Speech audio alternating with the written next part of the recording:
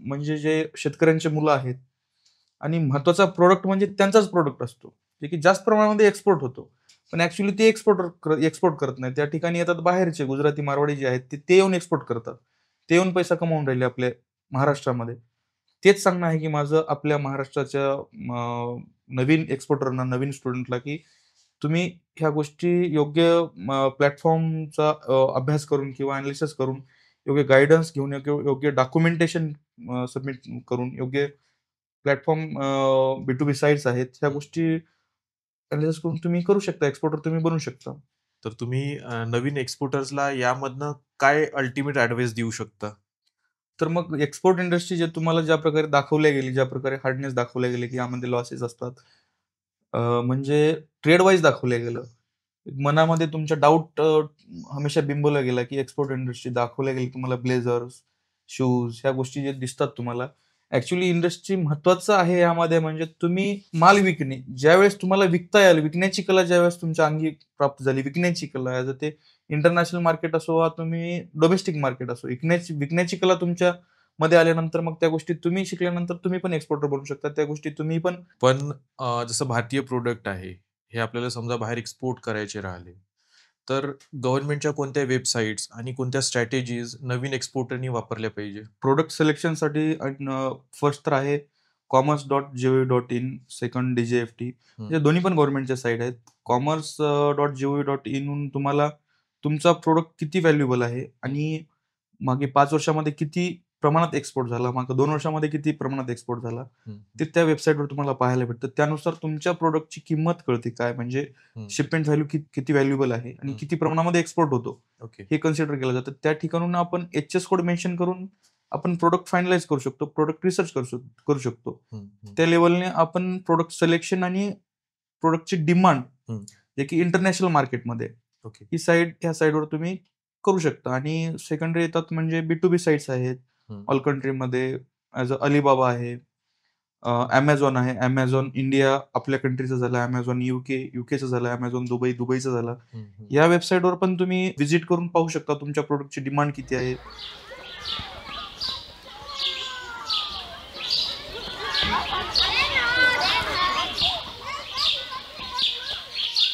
नमस्कार मित्रांनो, मी अमित धनराज. थोडी बहुत जिंदगीच्या नव्या एपिसोडमध्ये आपलं परत एकदा स्वागत आहे. बऱ्याच लोकांना एक्सपोर्ट इंडस्ट्रीमध्ये काम करायचं असतं. पण प्रॉपर गाईडन्स न मिळाल्यामुळे त्यांना बरेच प्रॉब्लेम जात असतात. आज आपल्या शोमध्ये डॉक्टर बालाजी कदम हे आलेले आहेत. ते एक एक्सपोर्टर आणि एक्सपोर्ट कन्सल्टंट आहे. शिवाय ते आज आपल्याशी एक्सपोर्ट या बिझनेसबद्दल बऱ्याच गप्पा करणार आहे. तर चला त्यांचे स्वागत करूया. नमस्कार बालाजी कदमजी. नमस्कार सर. जय महाराष्ट्र. तुमचं स्वागत आहे आमच्या शोमध्ये. तर सर तुम्ही व्यावसायिक म्हणून ॲज अ एक्सपोर्टर करिअरची सुरुवात केली.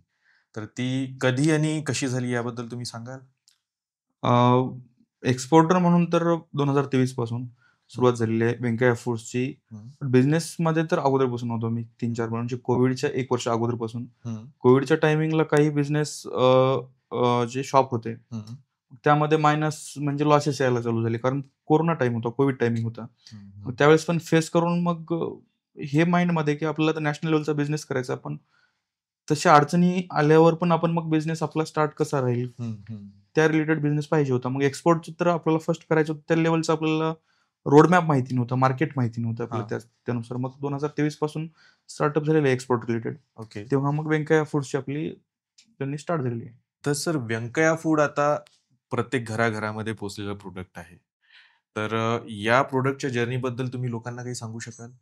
हो, व्यंकय्या फूड्स हे तर आम्ही 2023 मध्ये स्टार्ट केले हं, आणि स्टार्ट केल्यानंतर पिकल्सला आपण फर्स्ट प्रायोरिटी दिली. कारण हं, खेडेगावामध्ये पिकल्स हे जास्त इन्स्पायर गोष्ट असते आणि एक होममेड असल्यामुळे चव असते हं, पिकल्सला.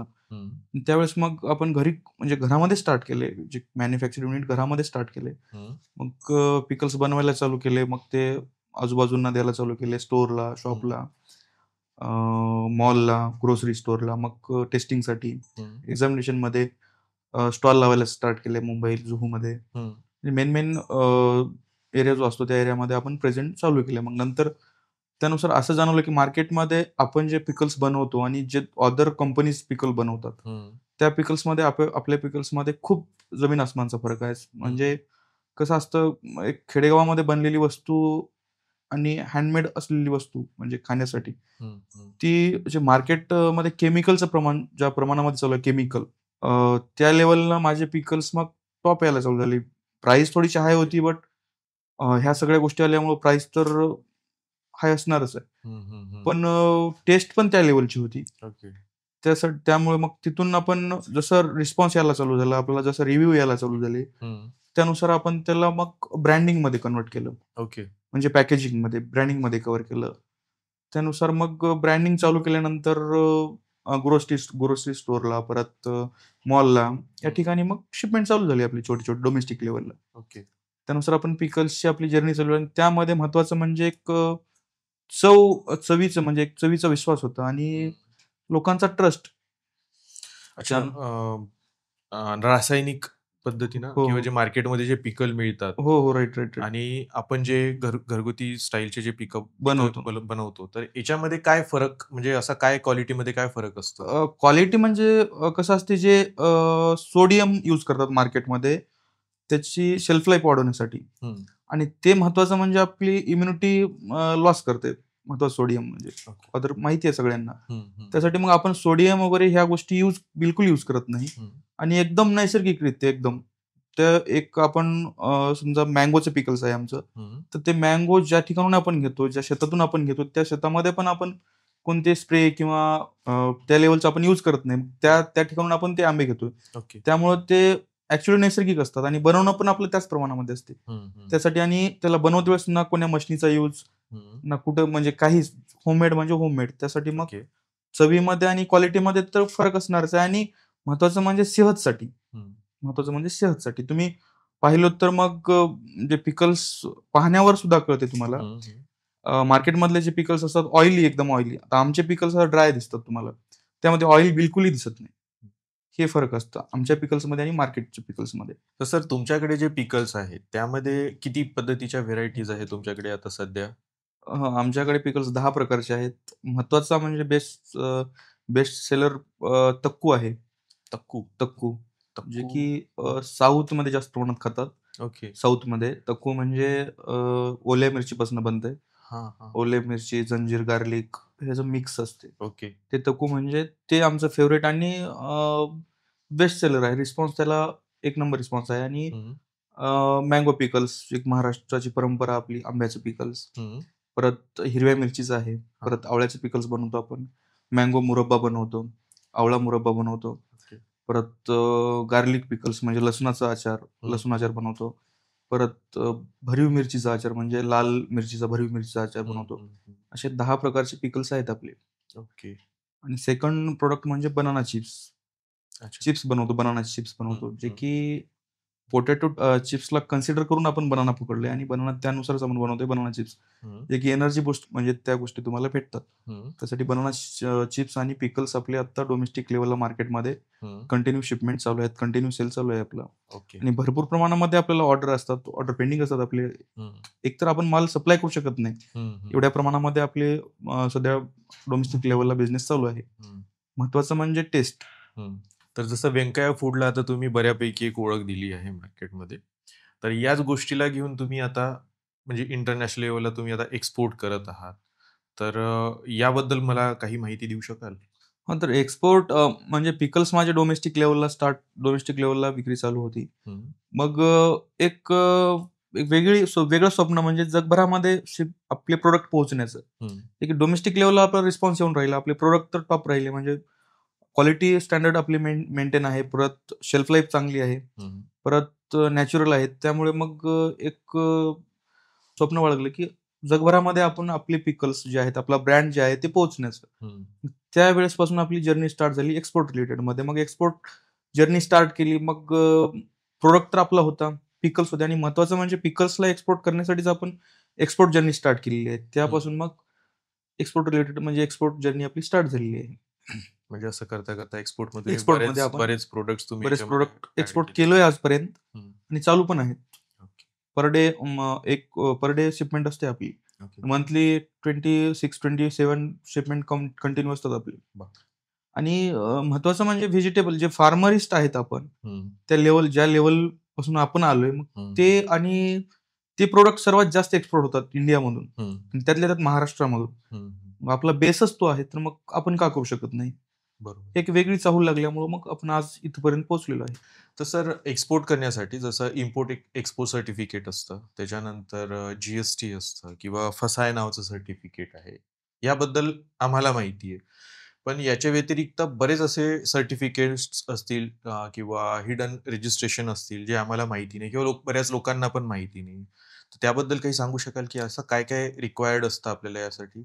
हो, फर्स्ट आर-सी-एम-सी रजिस्ट्रेशन कम मेंबर सर्टिफिकेट. हं, त्याद्वारे तुम्ही तुमच्या प्रॉडक्ट रिलेटेड अपेडा आहे, स्पाइस बोर्ड आहे. हं, परत ई-सी-जी-सी आली गव्हर्नमेंट पॉलिसीज. ई-सी-जी-सी म्हणजे जे आपण शिपमेंट करतो, हं, त्याला रिकव्हरीसाठी पॉलिसीज आली गव्हर्नमेंटचे. परत फ्यू आहे. हं, परत पोर्ट रजिस्ट्रेशन करणं गरजेचं असतं. हं, सर्टिफिकेट जर तुम्ही म्हणाल तर मग आय-ई-सी आहे, जी-एस-टी आहे, अपेडा आहे, हं, परत फसाई आहे. हं, परत आय-एस-ओ लागतात त्याला आणि गल्फ कंट्री आता कंट्री वाईज हं, स्टँडर्ड मेन्शन. गल्फ कंट्रीज जर म्हटलं तर तुम्ही मग हलाल सर्टिफिकेट आलं, जे की स्टँडर्ड मेन्शन करतं आणि हं, यू-एस-ए साइड म्हटलं तर मग एफ-डी-ए आलं. हं, ते हं, पण सेम प्रोसेस असतं आणि ह्या सगळ्यांना कन्व्हर्ट म्हणजे एक प्रॉडक्ट रिलेटेड तुम्हाला टेस्टिंग गरजेची असते. हं, हं, जे की गव्हर्नमेंट बॉडीजमध्ये येते एस-जी-एस लॅब टेस्ट. हं. ती तुमच्या प्रॉडक्ट रिलेटेड त्या प्रॉडक्टचे म्हणजे टेस्टिंगसाठी ओके. टेस्टिंग रिपोर्ट मेन्शन करतात. परत त्यामध्ये बँकेचा एडी कोड आला. म्हणजे ह्या सगळ्या सर्टिफिकेट्समधनं आपल्याला जावंच या लागणार. सगळ्या सर्टिफिकेटमधनं जावं लागतं आपल्याला. तर सर तुमची एक नवीन उद्योजक म्हणून सुरुवात झाली. हं, हं. त्यानंतर तुम्ही एक यशस्वी एक्सपोर्टर राहिलात. मग मेंटर. आता ग्लोबल ग्लोबल ट्रेड कोच म्हणून तुम्ही काम करता. तर या सगळ्या इन्स्पायरिंग जर्नीमध्ये सुरुवातीपासून तर आतापर्यंत ज्या म्हणजे प्रॉब्लेम्स तुम्हाला गेले असतील, त्यातनं तुम्हाला काय असे धडे मिळाले? फर्स्ट सांगायचं म्हणजे एक्सपोर्ट रिलेटेड. हं, कोचचा मेंटॉर तर पुढे राहिले. हं, महत्त्वाचं आहे एक्सपोर्ट. हं, ज्यावेळेस माझी जर्नी स्टार्ट झाली त्यावेळेस प्रॉडक्ट सिलेक्शन हे आमच्यासाठी खूप मोठं स्ट्रगल होतं. कारण प्रॉडक्ट मग निवडायचा कोणता प्रॉडक्ट? जे हं. प्रॉडक्ट मी स्वतः प्रॉडक्ट जे फायनलाईज केलं, त्यावर रिसर्च जे मी केलं, हां. 2 महिन्यानंतर कळालं की त्या प्रॉडक्टची मार्केटमध्ये डिमांडच नाहीये. ओके. मग त्यासाठी महत्त्वाचं आहे प्रॉडक्ट सिलेक्शन हं, हं. आणि त्यानंतर येतो प्रॉडक्ट रिसर्च. प्रॉडक्टवर जे रिसर्च करतो. रिसर्च म्हणजे आपला प्रॉडक्ट कोण्या कंट्रीजमध्ये व्हॅल्युएबल आहे, कोण्या कंट्रीला एक्सपोर्ट होतो. हं, जर व्हेजिटेबल्सचं पकडलं तर गल्फ कंट्रीला होतात. हं, कारण टाईम ड्युरेशन आहे ते कमी प्रमाणामध्ये लागतो. प्रॉडक्ट इझिली एक्सपोर्ट होतात. तर त्याप्रकारे मग पुढे येते पेमेंट टर्मसाठी. हं. पेमेंट टर्मवर चॅलेंजेस असे असतात, की तुम्हाला दाखवलंय एक जातानी असतं एक मार्केटमध्ये. ओके. त्या ठिकाणी खूप प्रमाणामध्ये त्या ठिकाणी नवीन एक्सपोर्टर फसतात. हं, त्याच ठिकाणी त्या ठिकाणी आलं टी-टी स्लिप जे असते. हं, जे आपण आर-टी-जी-एस मारताय बँक टू बँक इंडियामध्ये, तर त्या प्रमाणामध्ये मग अदर कंट्रीचं पण टी-टी स्लिप असते. हं, ते कन्सिडर करतच नाही. गव्हर्नमेंट अप्रूव्हल नसतं. म्हणजे त्यावर आपण पॉलिसी पण काढू शकत नाहीये. त्यावर आपण शिपमेंट पण करू शकत नाही. पण हे जास्त जणाला माहिती नाहीये. 90% नवीन जे एक्सपोर्टर येतात, ते हं, हीच चुका करून राहतात. हं, हं, ते पण झालेलं आहे माझ्यासोबत, हं, की इथून शिपमेंट माझी निघाली. लोडिंग झाल्यानंतर मुंबई नावाशेवा पोर्टवरनं मला तिथून टी-टी स्लिप आली माझ्या पेमेंटची. हं, हं, एक 70% ॲडव्हान्स होतं. हं, आणि ती स्लिप त्यांनी दाखवली, प्रोव्हाईड केली. मग मी एक शांत राहिलो, की हं. माझी शिपमेंट झालेली आहे, पेमेंट आली. मग ते कन्व्हर्ट होण्यासाठी जर ओरिजिनल असेल तर कन्व्हर्ट होण्यासाठी तुम्हाला 48 घंटे लागतात. ओके. मिनिमम हं, 48 घंटे लागतात. हं, हं. आणि जर त्यांनी तुमची शिपमेंट घेण्यासाठी ते दाखवलं तर मग नंतर कॅन्सल पण करू शकतात. म्हणजे फ्रॉड होण्याचे चान्सेस असतात. ओके. त्यासाठी तुम्हाला गरजेचं आहे योग्य रोडमॅप हं, आणि योग्य डॉक्युमेंटेशन, हं, हं. पेमेंट टर्म ह्या गोष्टी खूप मॅन्डेटरी आहेत. ओके. आणि माझं ज्यावेळेस फर्स्ट शिपमेंट झालं, लिटरली मी सांगायचं म्हणजे मी 3 दिवस झोपलो नव्हतो मी स्वतः. हं, माझी शिपमेंट पोहोचेपर्यंत तिथं मला पेमेंट कन्व्हर्ट होईपर्यंत एवढंच नाही, पेमेंट माझ्या अकाउंटला आली आणि ई-फॉरेक्स डिपार्टमेंट म्हणजे जे की पेमेंट कन्व्हर्ट करतं. हं, USD कन्व्हर्ट करतं आपल्या अकाउंटमध्ये. हं. त्या अकाउंटला पण माझी पेमेंट येऊन स्टफ होती म्हणजे आलेली होती. हां, हां. डॉक्युमेंटेशन सबमिट केल्यानंतर त्या माझ्या अकाउंटला शो होणार होती. तरी पण मी म्हणजे ट्रस्ट माझा एवढा नव्हता की म्हणजे विश्वास नव्हता त्या गोष्टीवर. कारण फ्रॉड यामध्ये खूप प्रमाणामध्ये फ्रॉड आहे. त्यासाठी आपल्याला योग्य रोडमॅप आणि योग्य डॉक्युमेंटेशन ह्या गोष्टी असतील तर मग चान्सेस आहेत एक्सपोर्टर बनण्याचे आणि प्रॉफिटेबल आहे. पण योग्य तुम्हाला रोडमॅप पाहिजे. ह्या गोष्टी महत्त्वाच्या असतात. तर तुम्हाला पूर्ण सर्टिफिकेशन ह्या सगळ्या गोष्टी ह्या सगळ्या गोष्टीला प्रॉपर प्रॉपर केल्याशिवाय आणि तुम्ही यामध्ये ज्यावेळेस मी फर्स्ट 2 महिने रिसर्च केलं, एक एमबीसीचा डाटा, मेल डाटा जे की आज चालू आहे मार्केटमध्ये. एमबीसीला मेल पाठवल्यानंतर एमबीसी डाटा देतं आपल्याला प्रत्येक कंट्रीचा. तो डाटा काहीच कामाचा नाही. एक पण रिप्लाय नाही आला मला. मी मिनिमम नाही म्हटलं तरी 20,000 मेल केले होते मी अरे 5 दिवसामध्ये. एक पण रिप्लाय नाही आला. 2 महिने मी त्यामध्ये टाईम वेस्ट घातला माझा. म्हणून आणि तुम्ही मार्केट रिसर्च करते वेळेस बायर फाइंडिंगचे पण चॅलेंजेस येतात. बायर भेटत नाहीये. सहजासहजी बाहेर भेटत नाही आणि भेटतो तर जेन्युइन भेटत नाहीये. त्यासाठी मग तुम्हाला ऑनलाईन जे प्लॅटफॉर्म काही आहेत ते खूप महत्त्वाचे असतात. ॲज अ LinkedIn आलं त्या ठिकाणी. हे जे मेन प्लॅटफॉर्म आहेत ह्या प्लॅटफॉर्मचा अभ्यास करणं आणि याला अॅनालिसिस करणं हे खूप महत्त्वाचं असतं. हे ह्या प्रकारे माझी जर्नी स्टार्ट झालेली आहे आणि तर आता असे काही प्रॉब्लेम्स तुमच्या लाईफमध्ये नाहीये म्हणजे ॲज अ एक्सपोर्टर तुम्हाला आता बऱ्यापैकी असे क्लायंट्स मिळाले असतील जे तुम्हाला आता म्हणजे प्रॉब्लेम क्रिएट होत नसतील. हो, हो. आता शिपमेंट माझे व्यवस्थित चालू आहेत. व्हेजिटेबल महत्त्वाचं म्हणजे माझा जे कोर प्रोडक्ट जे होता तो अजून एक्सपोर्ट नाही झाला. तो एक्सपोर्ट करण्यासाठी ज्या गोष्टी जे स्टँडर्ड लागत होते, जसं की अमेरिका आहे तर FDA लागतं. या प्रकारे माझ्या जे कोर प्रोडक्ट आहेत त्याला स्टँडर्ड ज्या गोष्टी लागतात ती आत्ता कुठं म्हणजे आता कंप्लीटली झालेली आहेत. मग नेक्स्ट मंथमध्ये त्या माझ्या प्रॉडक्टचं शिपमेंट आहे. तर मला महत्त्वाचा प्रॉडक्ट एक्सपोर्ट करण्यासाठी 2 वर्ष स्ट्रगल करावं लागलं. 2 वर्ष दुसरे प्रॉडक्ट पकडून एक्सपोर्ट करावं लागलं. म्हणजे मेन जे प्लॅटफॉर्म आहे, मेन जे तुमचं सर्कल आहे, ते शिकणं गरजेचं होतं. असं म्हणतात की प्रॉडक्ट सिलेक्शन ही एक्सपोर्ट मधली पहिली पायरी आहे. पण जसं भारतीय प्रोडक्ट आहे, हे आपल्याला समजा बाहेर एक्सपोर्ट करायचे राहिले, तर गव्हर्नमेंटच्या कोणत्या वेबसाईट्स आणि कोणत्या स्ट्रॅटेजीज नवीन एक्सपोर्टरनी वापरल्या पाहिजे? प्रॉडक्ट सिलेक्शनसाठी फर्स्ट तर आहे commerce.gov.in, सेकंड DGFT. म्हणजे दोन्ही पण गव्हर्नमेंटच्या साईट आहेत. commerce.gov.in वरून तुम्हाला तुमचा प्रॉडक्ट किती व्हॅल्युएबल आहे आणि मागे 5 वर्षामध्ये किती प्रमाणात एक्सपोर्ट झाला, मागे 2 वर्षामध्ये किती प्रमाणात एक्सपोर्ट झाला, ते त्या वेबसाईटवर तुम्हाला पाहायला भेटतं. त्यानुसार तुमच्या प्रॉडक्टची किंमत कळते काय म्हणजे शिपमेंट व्हॅल्यू किती व्हॅल्युएबल आहे आणि किती प्रमाणामध्ये एक्सपोर्ट होतो, ओके. हे कन्सिडर केलं जातं. त्या ठिकाणून आपण HS कोड मेन्शन करून आपण प्रॉडक्ट फायनलाइज करू शकतो, प्रॉडक्ट रिसर्च करू शकतो. त्या लेव्हलने आपण प्रॉडक्ट सिलेक्शन आणि प्रॉडक्टची डिमांड जे की इंटरनॅशनल मार्केटमध्ये ओके. ह्या साईडवर तुम्ही करू शकता. आणि सेकंडरी येतात म्हणजे B2B साईट्स आहेत. ऑल कंट्रीमध्ये ॲज अ अलिबाबा आहे, Amazon आहे. Amazon इंडिया आपल्या कंट्रीचं झालं, Amazon UKचं झालं, Amazon दुबईचं झालं. या वेबसाईटवर पण तुम्ही व्हिजिट करून पाहू शकता तुमच्या प्रॉडक्टची डिमांड किती आहे, किती प्रमाणामध्ये सेल होतो तुमचा प्रॉडक्ट, किती प्रमाणामध्ये व्हॅल्युएबल आहे. या ठिकाणी पण तुम्ही व्हिजिट करून पाहू शकता. सर HS कोड याला एक्सपोर्टमध्ये का बरं महत्व आहे? HS कोड म्हणजे ॲज अ पहा तुम्ही आपल्या भारतामध्येच शेवगाला आमच्या एरियात शेवगा म्हणतात. विदर्भामध्ये मुंगना म्हणतात. ॲज अ इंटरनॅशनल लेव्हलला मोरिंगा म्हणतात. म्हणजे HS कोड कन्सिडर हे इंटरनॅशनल लेव्हलला हे करतो की तुमचा प्रॉडक्ट काय आहे, प्रॉडक्टचा फेस म्हणजे HS कोड. HS कोड तुमचे स्टँडर्ड मेन्शन करतं इंटरनॅशनल लेव्हलला. HS कोड जर नसेल तर मग तुमची शिपमेंट काही कामाची नाही किंवा HS कोड जर चुकीचा असेल तर तुमची शिपमेंट होऊ शकत नाही. स्टफ केली जाते म्हणजे स्टफ होते शिपमेंट. अच्छा, म्हणजे मी समजा कोणता प्रोडक्ट टाकला आणि HS कोड नंतर चुकीचा असेल, हो. तर शिपमेंट निघाल्यानंतर प्रॉब्लेम होतो की आधी? नाही निघतच नाही शिपमेंट तुमची HS कोड निघतच नसेल, निघतच नाही. ओके. त्यामुळे HS कोड हे खूप इम्पोर्टंट आहे एक्सपोर्ट इंडस्ट्रीमध्ये. सर ग्लोबल मार्केट ट्रेंड समजून घेणं म्हणजे डाटा एनालिटिक्स नाही. पण रिअल अपॉर्च्युनिटीज म्हणजे कसं ओळखायची आपण? ग्लोबल ट्रेंड्स म्हणजे तुम्ही ट्रेड पोर्टल अॅनालिसिस करणे, जे की इंडियन ट्रेड पोर्टल आहे त्यावर तुम्ही अॅनालिसिस करून ट्रेंड्स ग्लोबल चेक करू शकता. प्लस वेबिनार्स जॉइन करू शकता, प्लस एक्झामिनेशन जॉइन करू शकता, प्लस FIOने जे ऑर्गनाइज करते मीट, बायर मीट जे आपल्या इंडियामध्ये पण होतं आणि अदर कंट्रीचे त्यांचे असेल तर त्यांनी ऑर्गनाईज करतात. त्या मीटला जाऊन तुम्ही अनालिसिस करू शकता. प्लस हं. तिथून मग तुम्ही गेम चेंजर खरे ठरणार. ओके. जे की माझ्या बाबतीत झालेलं आहे. मी ज्याप्रमाणे एक्सपोर्टर बनलोय, हं. ते महत्त्वाचं म्हणजे ट्रेड पोर्टल गरजेचे आहे. तुम्हाला त्या ठिकाणाहून बाहेर भेटण्याची शक्यता असते. हं, हं. महत्त्वाचा एक ऑफलाईन बट ऑनलाईन पण या दोन्ही गोष्टी तुम्हाला तिथून बाहेर भेटण्याची शक्यता असते. ओके.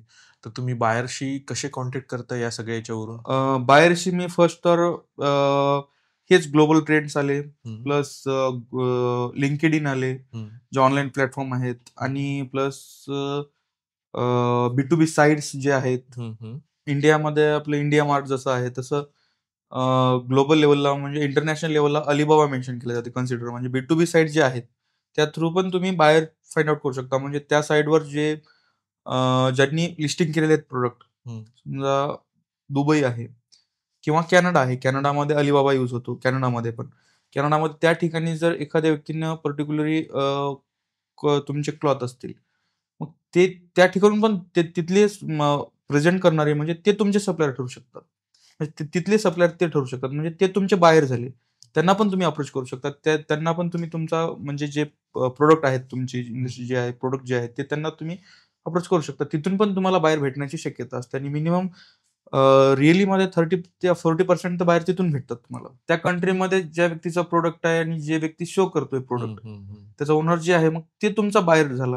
ओके. तिथला सप्लायर म्हणजे तुमचा बायर झाला. मग तुम्ही त्यांना अप्रोच करू शकता. तुम्ही त्यांना मेल करू शकता. तुम्ही तुमच्या प्रॉडक्टसाठी त्यांना तुमची रिक्वायरमेंट चेक करू शकता. ह्या गोष्टी ग्लोबल ट्रेंड्सला तुम्ही गेम चेंजर ठरू शकतात. ओके. महाराष्ट्रामध्ये जी एक्सपोर्ट पोटेन्शियल आहे ती लोकांना पूर्णपणे माहिती नाहीये. म्हणजे असे बरेच प्रॉडक्ट आहे जे लोकं एक्सपोर्ट करू शकतात. पण तुम्ही असे काही प्रॉडक्ट सांगू शकता की ज्याची बाहेर डिमांड बरीच आहे आपल्या प्रॉडक्ट्सची? महाराष्ट्रामधून तर व्हेजिटेबल एक्सपोर्ट होतात. हं, परत पोमोग्रेनेट आलं त्यामध्ये, पेरू आलं त्यामध्ये, आपली नागपूर साइड पकडलं तर संत्रा आली त्यामध्ये. ऑटोमेशनचे पार्ट एक्सपोर्ट होतात. टर्मरिक एक्सपोर्ट होतं महाराष्ट्रामध्ये. परत कोल्हापुरी एक्सपोर्ट केलेले आहेत माझ्या पाण्यात. एक हं, व्यक्ती कोल्हापुरी जी चप्पल असते, हं, हं, ती पण एक्सपोर्ट केलेली आहे. त्यामुळं महाराष्ट्रातून बऱ्याच प्रमाणामध्ये एक्सपोर्ट होतो. मुंबई साइडला पाहिलं तर मग केमिकल एक्सपोर्ट होतात. हं, हं, महाराष्ट्रामधून बऱ्याच प्रमाणामध्ये परत आपलं कॉटन रिलेटेड प्रॉडक्ट आले ते एक्सपोर्ट होतात. हँडीक्राफ्ट प्रॉडक्ट एक्सपोर्ट होतात. हं, हं. म्हणजे असं आणखी मला समजा व्हेरायटी वाढवायची असेल, तर मी पण त्यामध्ये एक्सपोर्टमध्ये करू शकता, करू करू शकता. शकतो. तुमचा पण प्रॉडक्ट एक्सपोर्ट होऊ शकतो. म्हणजे त्यामध्ये तर सर जे नवीन बिझनेसमॅन असलेले जे एक्सपोर्टर्स आहे, या लोकांना तुम्ही ग्लोबली पोहोचवण्यासाठी काय मदत करू शकता? अ, अगदी बरोबर. अ, अ, यासाठी आता म्हणजे आम्हाला भरपूर कमेंट येतात, जे की एक्सपोर्ट रिलेटेड स्टुडंटचे भरपूर आम्हाला एक्सपोर्ट इंडस्ट्रीमध्ये जॉइन करायचे आहे.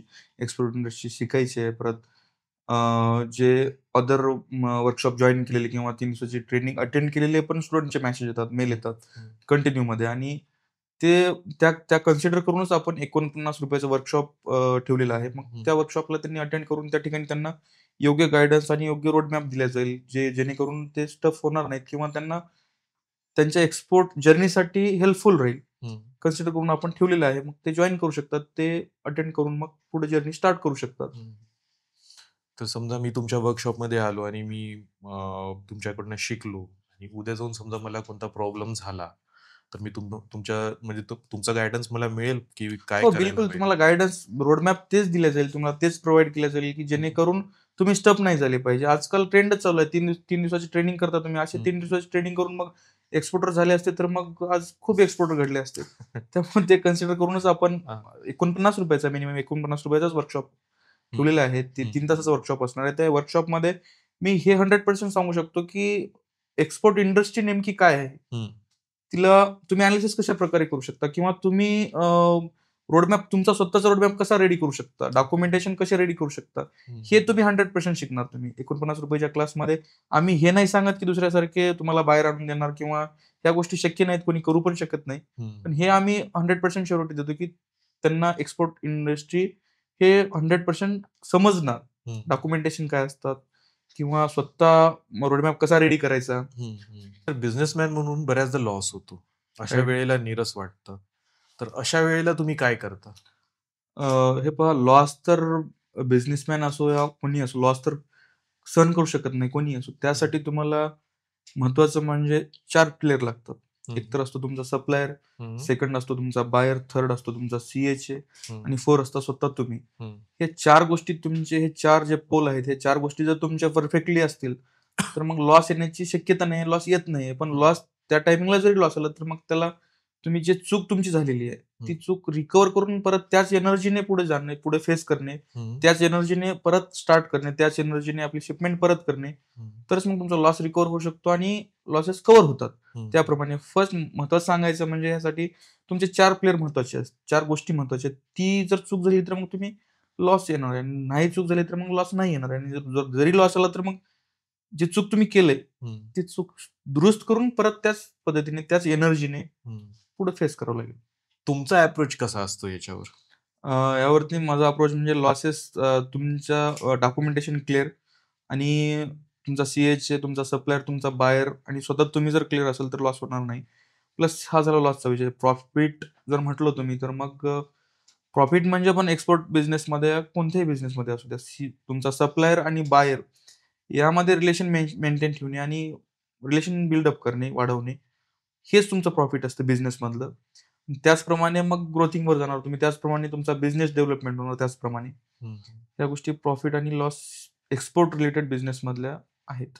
तर तुमचा जो आतापर्यंतचा जो एक्सपिरियन्स राहिला ॲज अ एक्सपोर्टर, तर तुम्ही नवीन एक्सपोर्टर्सला यामधनं काय अल्टिमेट ॲडवाइस देऊ शकता? तर मग एक्सपोर्ट इंडस्ट्री जे तुम्हाला ज्या प्रकारे दाखवल्या गेली, ज्या प्रकारे हार्डनेस दाखवल्या गेले, की यामध्ये लॉसेस असतात. म्हणजे ट्रेड वाईज दाखवलं गेलं. मनामध्ये तुमच्या डाऊट हमेशा बिंबवला गेला, की एक्सपोर्ट इंडस्ट्री दाखवल्या गेली तुम्हाला ब्लेझर्स, शूज ह्या गोष्टी जे दिसतात तुम्हाला. ॲक्चुअली इंडस्ट्री महत्त्वाचं आहे यामध्ये म्हणजे तुम्ही माल विकणे. ज्यावेळेस तुम्हाला विकता याल, विकण्याची कला ज्यावेळेस तुमच्या अंगी प्राप्त झाली, विकण्याची कला ॲज ते इंटरनॅशनल मार्केट असो वा तुम्ही डोमेस्टिक मार्केट असो, विकण्याची कला तुमच्यामध्ये आल्यानंतर मग त्या गोष्टी तुम्ही शिकल्यानंतर तुम्ही पण एक्सपोर्टर बनू शकता. त्या गोष्टी तुम्ही पण करू शकता. असं काही यामध्ये हे नाहीये तेवढं, की तुम्ही अ, म्हणजे जे शेतकऱ्यांची मुलं आहेत आणि महत्त्वाचा प्रॉडक्ट म्हणजे त्यांचाच प्रॉडक्ट असतो, जे की जास्त प्रमाणामध्ये एक्सपोर्ट होतो. पण ॲक्चुअली ते एक्सपोर्ट करत नाही. त्या ठिकाणी येतात बाहेरचे गुजराती, मारवाडी जे आहेत ते येऊन एक्सपोर्ट करतात. ते येऊन पैसा कमावून राहिले आपल्या महाराष्ट्रामध्ये. तेच सांगणं आहे, की माझं आपल्या महाराष्ट्राच्या नवीन एक्सपोर्टरना, नवीन स्टुडंटला, की तुम्ही ह्या गोष्टी योग्य प्लॅटफॉर्मचा अभ्यास करून किंवा एनालिसिस करून, योग्य गाईडन्स घेऊन, योग्य डॉक्युमेंटेशन सबमिट करून, योग्य प्लॅटफॉर्म B2B साइट्स आहेत. ह्या गोष्टी एनालिसिस करून तुम्ही करू शकता. एक्सपोर्टर तुम्ही बनू शकता. म्हणजे एकंदर याच्यावरून लक्षात येतंय म्हणजे की गोष्ट एवढीशीच आहे. पण आपण त्याला कधी अभ्यास न केल्यामुळे त्या न गोष्टी केल्यामुळे ह्या करू गोष्टी शकत तुम्हाला नाही. थोडंसं दूरवर म्हणजे भीतीदायक दाखवल्या गेले. एक मनामध्ये तुमच्या भीती निर्माण केली गेली, की एक्सपोर्ट इंडस्ट्री खूप प्रमाणामध्ये फ्रॉड असतात. हे आता मी पण शेतकरी कुटुंबातून आलेलो आहे. मी पण याच लोकांमधला, याच स्टुडंटमधला आहे. हं, हं. याच फॅमिलीमधला आहे. हं. एकतर मी शेतकरी माझे म्हणजे फॅमिली बॅकग्राऊंड पाहिलं तर शेतकरी कुटुंबातून. हं. त्यामुळे असं यामध्ये असं कोणता मोठा रॉकेट सायन्स नाही मला असं वाटतं. त्यामुळे प्रत्येक मराठी माणूस करू शकतो. त्या पद्धतीनं तुम्ही प्लॅटफॉर्म पकडणं गरजेचं आहे. त्या पद्धतीनं गाईडन्स महत्वाचा आहे तुम्हाला त्या पद्धतीनं. आणि मार्केटमध्ये जे चालू आहेत, की 3 दिवसाचं तुम्हाला वर्कशॉप अटेंड करून एक्सपोर्टर बनवायचा विषय. हं. आणि ह्या गोष्टीनं जर एक्सपोर्टर झाले असते, तर मग आज गल्लीबोळात एक्सपोर्टर भेटले असते. त्यामुळे त्या गोष्टी तेवढ्या सोप्या नाहीत. त्यासाठी तुम्हाला योग्य गाईडन्स महत्वाचा आहे, अभ्यास महत्वाचा आहे. महत्वाचं म्हणजे हार्ड वर्क आणि स्मार्ट वर्क ह्या गोष्टी दोन्ही महत्वाच्या आहेत आणि प्रोडक्ट तुमचा. तसं हा जो एक्सपोर्टचा बिझनेस आहे, याच्यामध्ये आतापर्यंतच्या तुमच्या काही ज्या अचीव्हमेंट्स असतील त्या सांगू शकाल? हो, नक्कीच. एक्सपोर्टमध्ये आतापर्यंत मला म्हणजे एक्सपोर्ट रिलेटेड जेव्हापासून माझी जर्नी स्टार्ट झालेली आहे, मी एक्सपोर्टर बनलेले आहे. हं. त्यावेळेसपासून मला MSME मिनिस्ट्रीद्वारे skill development through doctorate award भेटलेला आहे. हं. परत भारत युवा उद्योजक 2025 चा अवॉर्ड भेटलेला आहे. छत्रपती युवा उद्योजक 2025 चा अवॉर्ड भेटलेला आहे. भरपूर हे आहेत माझे आणि एक बिझनेस माझा एका वर्षामध्ये 7.25 CR क्रॉस आहे. हं. त्यामध्ये लॉसेस पण आणि प्रॉफिट म्हणजे लॉसेस पण आहेत, असं नाही की लॉसेस नाहीत. लॉसेस आहेत. ज्यावेळेस मी चुकलो त्यावेळेस लॉसेस होते. हं. ते चुका रिकव्हर करून मी पुढे गेलेलो आहे. चायनाचा माझा एक मित्र आहे, जे की एक्सपोर्ट इंडस्ट्रीमध्ये मी आल्यानंतरच तो ओळखी झाली आमची. तो आता ह्या लेव्हलचा मित्र बनलेला आहे, की तो त्याचे इव्हेंट्स असतील किंवा मग एक्सपोर्ट रिलेटेड त्यांचे एक्झामिनेशन असतील. तो आता मागच्या महिन्यामध्ये तो मला विजा आणि तिकीट प्लस राहण्यासाठी रेंट म्हणजे त्याच्या घरी, या सगळ्या गोष्टी अरेंज केल्या होत्या त्यांनी. हं. एक तर तो चायनाचा आणि मी इंडियाचा. हं. आणि मी तर एक म्हणजे पोर फॅमिलीमधनं आलेलो. हं. मग सांगायचं म्हणजे की एक्सपोर्ट इंडस्ट्रीमध्ये तुम्हाला संधी पण भरपूर आहेत. तर तुमच्या बिझनेसवर आणि तुमच्या ट्युनिंगवर आणि तुमच्या वर्कवर डिसाईड करते, की तुम्ही कशाप्रकारे आहेत. तर त्याच प्रकारे दुबईमध्ये पण फ्रेंडशिप चांगल्या प्रमाणे आहे, जेणेकरून पेमेंट कधीच टफ होणार नाही. परत इंडियामध्ये पण नवीन मित्र बनलेले आहेत एक्सपोर्ट रिलेटेड, जे की टॉप बिझनेसमधून आलेले आहेत. तर जर लोकांना तुमच्याशी कनेक्ट व्हायचं असेल, तर ते तुमच्याशी कनेक्ट व्हायला म्हणजे कशा पद्धतीने कनेक्ट होऊ शकतात? जर नवीन एक्सपोर्टरना लोकांना कनेक्ट व्हायचं असेल, तर ऑनलाईन प्लॅटफॉर्म्स LinkedIn आहे, Instagram आहे, Facebook आहे. हं. कंपनी पेज आहे, कंपनी ऑफलाईन मेल आहेत. हं. परत कंपनी वेबसाईट आहेत. या थ्रू मला कनेक्ट होऊ शकतात. तर मित्रांनो, ज्या लोकांना एक्सपोर्ट इंडस्ट्रीमध्ये जायचं असेल, त्यांच्यासाठी आपल्या पॉडकास्टमध्ये डॉक्टर बालाजी कदम यांनी बरीच माहिती दिलेली आहे आणि तुम्ही त्यांच्याशी कॉन्टॅक्ट पण करू शकता. आणि या शोमध्ये आल्याबद्दल डॉक्टर साहेब परत एकदा तुमचे धन्यवाद.